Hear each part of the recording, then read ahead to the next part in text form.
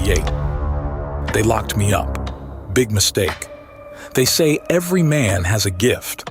Mine was getting out of places I wasn't supposed to leave. I was Forrest Tucker, bank robber, con artist, and most importantly, escape artist.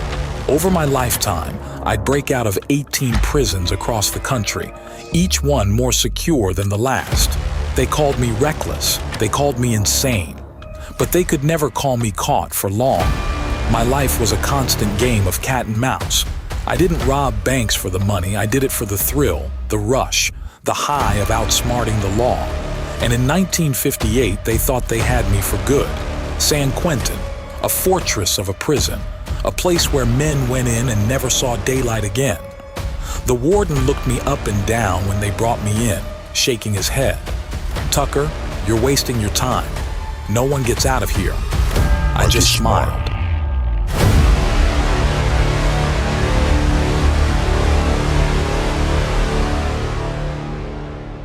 San Quentin was built to break men, guards who didn't blink before cracking your skull open, iron bars that had held murderers, gangsters, and men who had long since given up.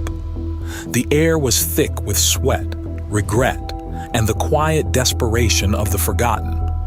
I wasn't like the others. I didn't pace my cell or stare at the walls waiting for time to pass. I watched, I listened, and most of all, I planned.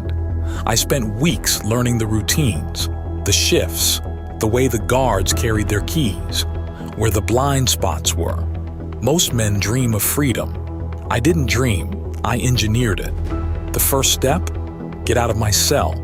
I had smuggled in 2 thin metal rods, nothing special, but enough to get me what I needed. Every night, after lights out, I'd work in silence, picking at the lock on my cell door. Not rushing it, just feeling the tumblers, learning the mechanism. 3 weeks in, I had it. I could leave my cell whenever I wanted, but walking out the front door was suicide. I needed a real plan. The only man who knew what I was up to was John Waller, my cellmate, an old-timer, locked up for life, no interest in running. But he saw me working, saw the way my eyes never stopped moving. "Tucker, you're gonna get yourself killed." I just smirked. Not if I do it right. Most men looked at the prison walls and saw the end of the line. I saw a river. San Quentin sat right on the edge of the San Francisco Bay. If a man could get to the water, all he needed was a way across. And that's where I got creative. One of the prison work assignments was fixing old broken boats for resale. I volunteered immediately. While the other guys worked, I watched. I memorized how the engines worked, where the gas was stored, how often the guards checked them. And then, piece by piece, I started building my way out. A makeshift raft, hidden beneath stacks of junk. Just enough wood, tar, and nails to keep me afloat long enough to get away. All I needed was the right night. It was almost midnight when I slipped out of my cell. The halls were dark, silent except for the occasional footsteps of a passing guard. My heart pounded, but my hands were steady. I reached the work area. The raft was there, waiting. Then, a sound. A flashlight clicked on. A guard. Too close. I pressed myself into the shadows, my breath shallow. 1 second. 2 seconds. His light swept the room, hovered for a moment on the workbenches, and then moved on. I exhaled slowly and moved fast.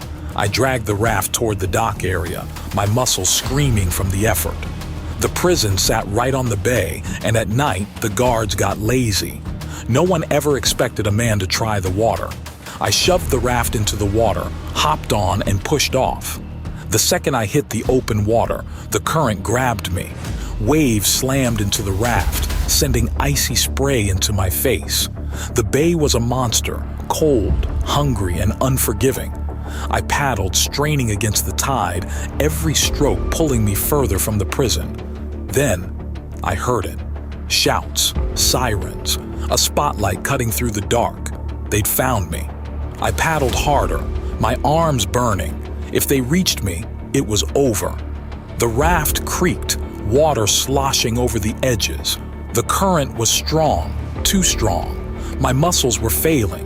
My body screamed for rest. And then, headlights, a fishing boat. I kicked, using the last of my strength to push closer. The men on board spotted me, shouting in Spanish. They didn't ask questions. They pulled me up. I collapsed on the deck, my chest heaving. Behind us, the lights of San Quentin faded into the distance. I had done it. The next morning, I was in San Francisco, dry clothes and a stolen car under me. I never stayed in one place long. The law would catch up eventually, but they'd have to catch me first. Forrest Tucker, bank robber, escape artist, the man who could never be caught. And this was just another chapter.